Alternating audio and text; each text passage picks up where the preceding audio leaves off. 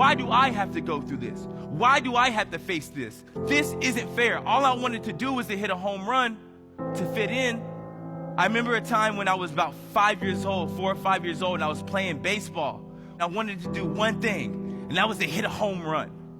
So I remember like it was yesterday, I walk up to the plate and I take my 3 practice swings, right? 1, 2, and on the third one, I hit the ball as far as I can. The ball starts flying.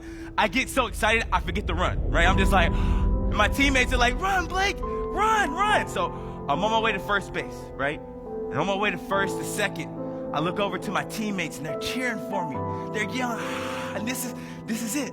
This is the moment. I look over to my father on third base and he's jumping up and down. He's screaming like, oh my goodness, this is it. But from second base to third base, my leg falls off.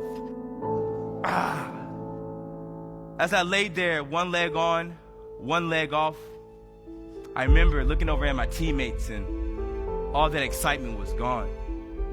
I can remember looking at my father and he was disappointed, not at me, but at the situation, right? I remember being mad at the world. I remember questioning it, like, no, this isn't fair. What did I do to deserve this? All my teammates, they have their legs. My mother, she has her legs. My brother, he's fine. Why me? All I wanted to do was to make my father proud. And you mean to tell me I can't even do that? Why me? I was looking for fault. It's life's fault. It's her fault. It's his fault. It's their fault. I don't deserve this. It was my responsibility to get back up. It's my responsibility to figure this out. I decided to take control over my life. Instead of asking why me, ask myself, well, why not me? I'm meant for this. Why not me? I'm strong enough for this. Why not me? I'm smart enough for this. My mom always told me every morning that I woke up, she said, Blake, yes, you have 2 disabilities, but you have 1,000 other abilities that makes you a special person. You have 1,000 other abilities that allows you to wake up each and every day, put a smile in your face, and go and attack the world.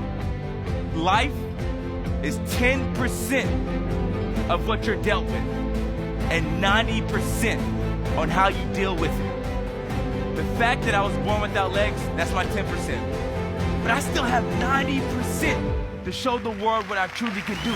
I still have 90% to wake up each and every day and with the opportunity to fight, to keep pushing through.